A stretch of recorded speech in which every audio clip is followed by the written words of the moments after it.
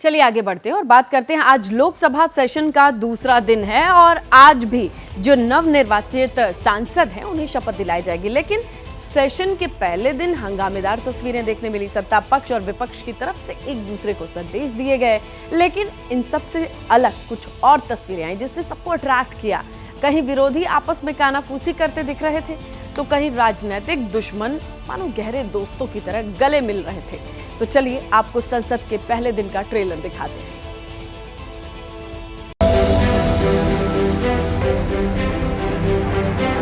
तो चलिए शुरू से शुरू करते हैं और संसद की वो पहली तस्वीर दिखाते हैं जब भारत माता की जय के नारे से सदन गूंज उठा था।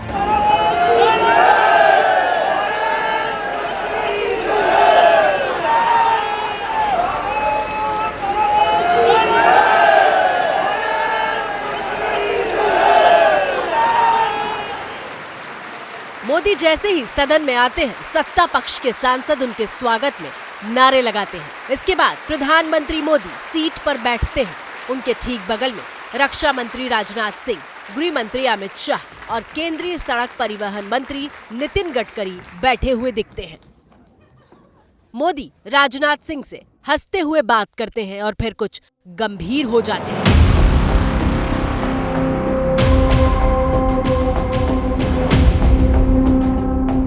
अचानक उनकी नजर सामने मौजूद किसी सांसद से मिलती है और वो हंसते हुए नमस्कार करते हैं। ऐसा लगता है कि विपक्ष के किसी सांसद के साथ दुआ सलाम हो रहा है।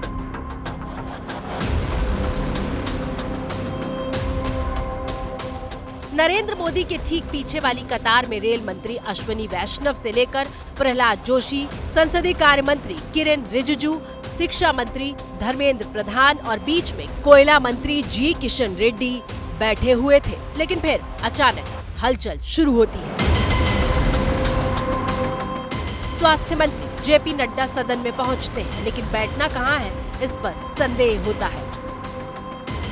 स्वास्थ्य मंत्री जेपी नड्डा तीसरी कतार में अर्जुन राम मेघवाल के बगल में बैठने जा रहे होते हैं, लेकिन वो सीट से उठकर उन्हें दूसरी कतार में बैठने का इशारा करते हैं।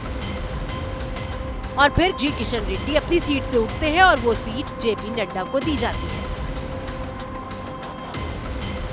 लेकिन यहीं पर सीट की अदला बदली खत्म नहीं होती। जी किशन रेड्डी सीट के लिए पीछे जा रहे होते हैं तो पूर्व सूचना प्रसारण मंत्री अनुराग ठाकुर अपनी सीट उन्हें ऑफर करते हैं।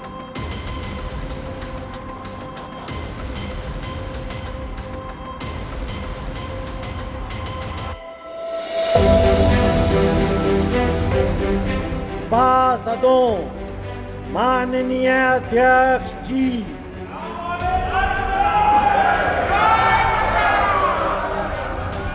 और फिर ओडिशा के कटक से 7 बार के सांसद और 18वीं लोकसभा के लिए चुने गए प्रोटेम स्पीकर भर्तृहरि सदन में आते हैं। इसके फौरन बाद राष्ट्रगान शुरू होता है।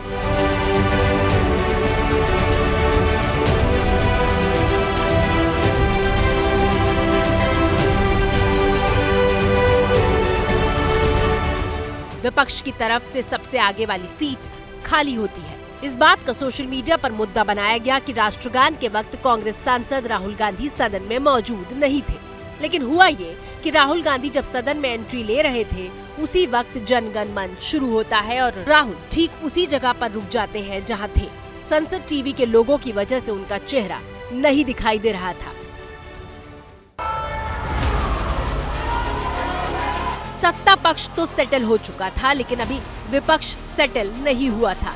विपक्ष की जिस पहली सीट पर पहले डीएमके सांसद टीआर बालू और टीएमसी सांसद कल्याण बनर्जी बैठे हुए थे, वहां से टीआर बालू जाते हैं और उनकी जगह पर अखिलेश यादव फैजाबाद से चुने हुए अपने नए सांसद अवधेश प्रसाद के साथ बैठते हैं, जबकि अखिलेश यादव की पत्नी डिम्पल यादव ठीक उनके पीछे की सीट पर बैठी हुई थी। इसके बाद प्रधानमंत्री मोदी शपथ लेने के लिए आते हैं। सत्ता पक्ष मोदी मोदी के नारे लगा रहा था, जबकि विपक्ष के सांसद संविधान की किताब दिखा रहे थे। तमाम शोरगुल के बीच मोदी कुछ देर ठहरते हैं और फिर शपथ लेना शुरू करते हैं। मैं नरेंद्र दामोदर दास मोदी जो लोकसभा का सदस्य निर्वाचित हुआ हूं, ईश्वर की शपथ लेता हूं कि मैं विधि द्वारा स्थापित भारत के संविधान के प्रति सच्ची श्रद्धा और निष्ठा रखूंगा। शपथ पूरी होने के बाद मोदी स्पीकर समेत पूरे सदन को हाथ जोड़कर नमस्कार करते हैं और राहुल गांधी से लेकर अखिलेश यादव तक हाथ जोड़कर उनका अभिवादन करते हैं। श्री राधा मोहन सिंह। मोदी की शपथ के बाद पीठासीन पैनल के सदस्य राधा मोहन सिंह और फग्गन सिंह कुलस्ते की शपथ होती है। मैं राधा मोहन सिंह, जो लोकसभा का सदस्य निर्वाचित हुआ हूँ, ईश्वर की शपथ लेता हूँ कि मैं विधि द्वारा स्थापित भारत के संविधान के प्रति सच्ची श्रद्धा और निष्ठा रखूंगा। Cabinet minister Shri Rajnath Singh. और फिर बारी बारी मोदी सरकार के रक्षा मंत्री और गृह मंत्री शपथ लेने के लिए आते हैं। मैं राजनाथ सिंह, जो लोकसभा का सदस्य निर्वाचित हुआ हूँ, ईश्वर की शपथ लेता हूँ कि मैं विधि द्वारा स्थापित भारत के संविधान के प्रति सच्ची श्रद्धा और निष्ठा रखूंगा। मोदी सरकार के तमाम मंत्री एक एक करके शपथ ले रहे थे, लेकिन एक तस्वीर फिर ध्यान खींचती है और वो ये श्री राजीव रंजन सिंह एलियस ललन सिंह कि मुंगेर से जेडीयू सांसद ललन सिंह जब शपथ के लिए आते हैं तो उनकी शपथ पर विपक्ष में सबसे आगे बैठे टीएमसी सांसद कल्याण बनर्जी मेज थपथपाते हुए दिखाई देते हैं।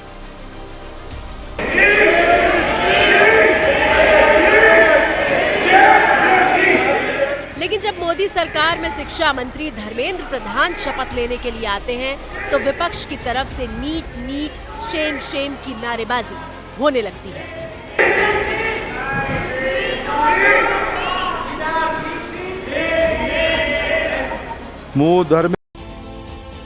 तो सदन के भीतर क्या क्या हो रहा था आपने देखा, लेकिन जिस तस्वीर ने सबसे ज्यादा चर्चा बटोरी वो थी फैजाबाद वाले सांसद की। समाजवादी पार्टी के मुखिया अखिलेश यादव ने फैजाबाद से जीते अपने सांसद अवधेश प्रसाद को अपने साथ पहली कतार में बिठाया हुआ था। साफ है, अखिलेश यादव सत्ता पक्ष के साथ साथ समाजवादी पार्टी के लिए एक नए वोट बैंक को भी संदेश देने की कोशिश कर रहे थे। अखिलेश यादव के साथ बैठे फैजाबाद के सांसद अवधेश प्रसाद की इस तस्वीर के क्या मायने हैं, ये हम आपको बताएं उससे पहले जरा नई संसद में सीटिंग अरेंजमेंट का सिस्टम देखिए। सबसे आगे वाली कतार में एक साथ सिर्फ 2 लोगों के बैठने की व्यवस्था है।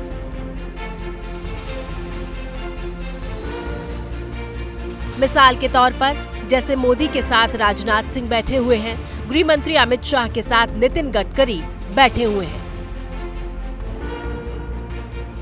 अगर विपक्ष की तरफ चले तो वहां डीएमके सांसद टीआर बालू के साथ टीएमसी सांसद कल्याण बनर्जी बैठे हुए दिख रहे थे। लेकिन जब टीआर बालू इस सीट से हटते हैं तो 2 लोगों की जगह पर 3 सांसद आकर बैठते हैं। पहली पंक्ति में अखिलेश यादव के ठीक बगल में अवधेश प्रसाद और उनके बगल में कल्याण बनर्जी। उसके बाद कांग्रेस सांसद राहुल गांधी और राहुल गांधी के बगल में के सुरेश बैठे हुए थे। अखिलेश यादव ने अवधेश प्रसाद को सिर्फ अपने साथ पहली कतार में नहीं बिठाया था, बल्कि सदन में आते वक्त उनका हाथ पकड़कर संसद की सीढ़ियां चढ़ी थी। ऐसे में अवधेश को सबसे आगे रखकर अखिलेश ये संदेश देना चाहते हैं कि समाजवादी पार्टी में दलितों और गैर यादवों का भी पूरा सम्मान होता है।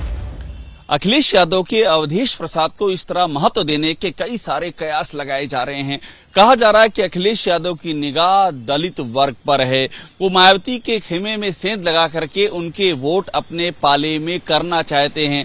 अवधेश यादव दलित वर्ग में पासी समाज से आते हैं। तभी तो फोटो सेशन में पत्नी डिम्पल का चेहरा भले ही नहीं दिख रहा था, लेकिन अखिलेश अवधेश प्रसाद को हर फ्रेम में रखने की कोशिश कर रहे थे। मर्यादा पुरुषोत्तम राम, प्रभु श्री राम की मर्यादाओं को अक्षुण्ण रखते हुए पूरे देश में उनकी मर्यादा को कायम करूंगा और वहां के देवतुल्य मतदाताओं की उम्मीदों पर खरे उतरूंगा। और देखिए, भगवान राम की धरती अयोध्या इस पूरे लोकसभा चुनाव में केंद्र में रही। बीजेपी राम लहर के सहारे यूपी में जीत की स्क्रिप्ट लिख रही थी, लेकिन जब नतीजे आए तो पार्टी इसी अयोध्या में हार का सामना करती नजर आई। अयोध्या फैजाबाद लोकसभा सीट का हिस्सा है और फैजाबाद सीट पर हार न सिर्फ बीजेपी के लिए बल्कि देश के पॉलिटिकल पंडितों के लिए भी एक चौंकाने वाला फैक्टर रहा। फैजाबाद लोकसभा सीट से बीजेपी के लल्लू सिंह उम्मीदवार थे, जिनका मुकाबला समाजवादी पार्टी के अवधेश पासी से था। अवधेश पासी को 5,54,000 वोट मिले, जबकि बीजेपी के लल्लू सिंह को 4,99,000 वोट, करीब 54,000 वोटों से बीजेपी ये सीट हार गई। और इसी तरह 37 सांसदों के साथ पहले दिन सदन पहुंचने वाले अखिलेश यादव सबसे ज्यादा उत्साहित दिख रहे थे। समाजवादी पार्टी के सांसदों का कुनबा लाल टोपी और लाल गमछे के साथ साथ संविधान की किताब लेकर पहुंचा था। इस दौरान एक बेहद रोचक तस्वीर दिखाई देती है। अखिलेश यादव अपने चुने हुए नए सांसदों के साथ तस्वीर खिंचा रहे होते हैं और तभी केरल से सांसद केसी वेणुगोपाल अखिलेश के कान में आकर कुछ कहते हैं और फिर दोनों खिलखिलाने लगते हैं। इसके बाद राम गोपाल यादव के कान में कुछ कहा जाता है और इस तस्वीर को देखकर चर्चा हो रही है कि विपक्ष की खुशी छिपाए नहीं छिप रही। लेकिन खुशी सिर्फ विपक्षी खेमे में नहीं है। अगली तस्वीर देखिए। कांग्रेस के वरिष्ठ सांसद केसी वेणुगोपाल और के सुरेश संसद की सीढ़ियों पर खड़े होकर कुछ बातें कर रहे थे। तभी बीजेपी के फायर ब्रांड नेता गिरिराज सिंह पीछे से आते हैं। गिरिराज पहले केसी वेणुगोपाल के कंधे पर थपकी देते हैं और फिर इतनी गर्मजोशी से सत्ता और विपक्ष के दोनों सांसद मिलते हैं कि गहरे दोस्त भी क्या मिलते होंगे।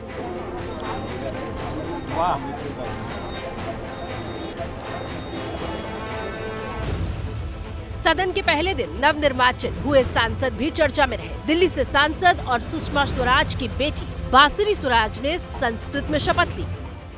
अहम बांसुरी स्वराजः यः लोकसभाया सदस्यत्वेन निर्वाचितः ईश्वरस्य नाम्ना शपे यद् अहम विधिना स्थापितं भारतस्य संविधानं प्रति सत्यां श्रद्धां निष्ठां च धारयिष्ये। जबकि अभिनेत्री और पहली बार की सांसद बनी कंगना ने हिंदी में अपनी शपथ ली। मैं कंगना रनौत, जो लोकसभा की सदस्य निर्वाचित हुई हूँ, ईश्वर की शपथ लेती हूँ। संविधान की रक्षा हम करेंगे। लेकिन ऐसा भी नहीं था कि संसद के पहले दिन सब कुछ खुशनुमा ही हो रहा था। वार पलटवार भी हुए और गहरे संदेश भी दिए गए। संविधान का तोड़ना बंद करो, बंद करो, बंद करो। नरेंद्र मोदी का तानाशाही नहीं चलेगा, नहीं चलेगा, नहीं चलेगा। पीएम मोदी सत्र की शुरुआत से पहले जब संबोधन के लिए आए तो उन्होंने कांग्रेस को कड़ा संदेश दिया और इमरजेंसी की याद दिलाई। कल 25 जून को भारत के लोकतंत्र में जो काला धब्बा लगा था, उसके 50 वर्ष हो रहे हैं। भारत की नई पीढ़ी इस बात को कभी नहीं भूलेगी। संविधान के लीरे लीरा उड़ा दिए गए थे, देश को जेल खाना बना दिया गया था। देशवासी संकल्प लेंगे कि भारत में फिर कभी कोई ऐसी हिम्मत नहीं करेगा जो 50 साल पहले की गई थी।